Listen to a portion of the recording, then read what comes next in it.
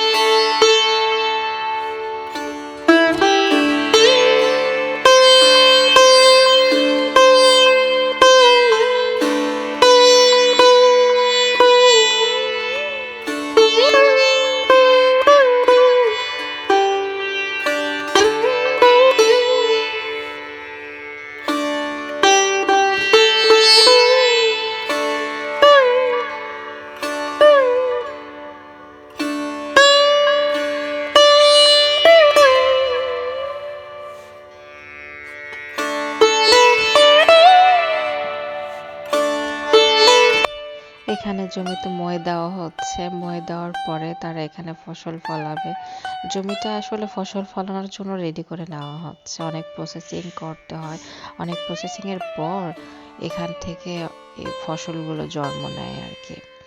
অনেক কষ্ট করতে হয়, অনেক কষ্টের পর তারপর ফসল পাওয়া যায়, সেই ফসল থেকে ফল পাওয়া যায়।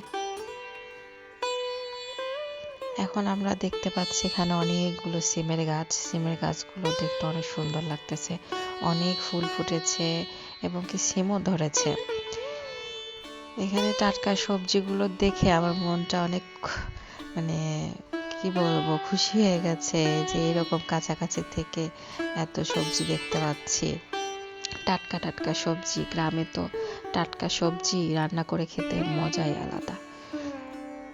দেখতেই পাচ্ছেন কতগুলো গাছ একসাথে। এখানে এখানে অনেক কলা বাগানও রয়েছে, কলা গাছ রয়েছে। আমাদের বগুড়া শহরটা আসলে বগুড়া শহরের মাটিটা অনেক ভালো, এখানে আল্লাহর রহমতে ফসল অনেক ভালো হয়, সব ধরনের ফসল এখানে আবাদ করা যায়। ইফাদের বাবা আমাদেরকে সব ঘুরায় ঘুরায় দেখাচ্ছে কোনটা কি গাছ, কি ফল ধরে কোনটাতে, এগুলো আমরা দেখতেছি। এখানে এই যে পানি রাখা হয়েছে, এখান থেকে সব জমিতে পানি টানি দেওয়া হয়, গাছদেরকে পানি দেওয়া হয়। দেখতে অনেক ভালো লাগতেছে, একটা মনোরম পরিবেশ। এক সাইডে কলার বাগান, আরেক সাইডে আলুর গাছ, সিমের গাছ, অনেক কিছু। এখানে সামনে একটি পুকুর আছে, পুকুরটা দেখতে অনেক সুন্দর। আগে এখানে অনেক মাছ পাওয়া যেত, তবে ইদানিং এখন এখানে তেমন মাছ চাষ করা হয় না। বাচ্চারা অনেক খুশি, এখানে ঘুরে ফিরে দেখতেছে, তারাও অনেক মজা করতেছে। দেখতেই পাচ্ছেন সব ঘুরে ঘুরে তারা দেখতেছে। একটা মনোরম পরিবেশ, খোলা আকাশ।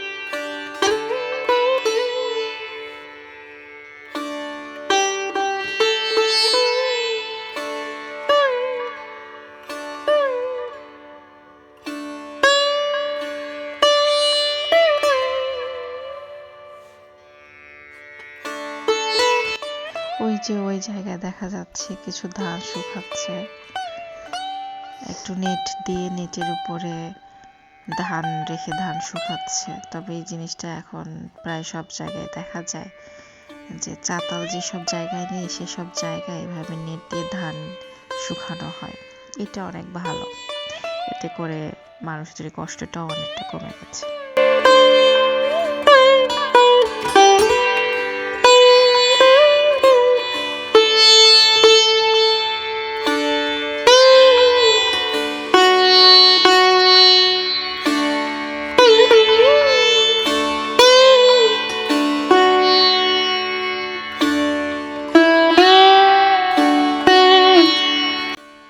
আমাদের সোনার মাটিতে সোনার ফসল, এসব দেখেও মনটা ভরে যায়। নিজে হাতে নিয়ে একটু দেখলাম, অনেকটাই শুকিয়ে এসেছে ধানগুলো। এটা একটা স্কুল মাঠ ছিল আর কি। স্কুল মাঠ থেকে বের হয়ে সামনে যাচ্ছে, দেখি ওখানে কিছু ছেলেপেলেরা খেলা করছে, অনেক মজা করছে। গ্রামে এসব পরিবেশ আসলেই সব জায়গায় পাওয়া যায় না, অনেক কিছুই বিলুপ্ত হয়ে গেছে, আবার কিছু কিছু জায়গায় এসব আছে।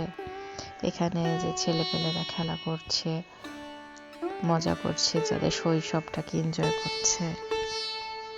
তৌসিফের বাবা দেখছেন, তৌসিফের বাবা খেলা দেখে অনেক মজা পায়, সে খেলতেও অনেক মজা পায়, সে খেলা অনেক পছন্দ করে। ছোটবেলায় এই মাঠেই খেলে সে বড় হয়েছে, তার ছোটবেলার কথা মনে পড়ে যাচ্ছে।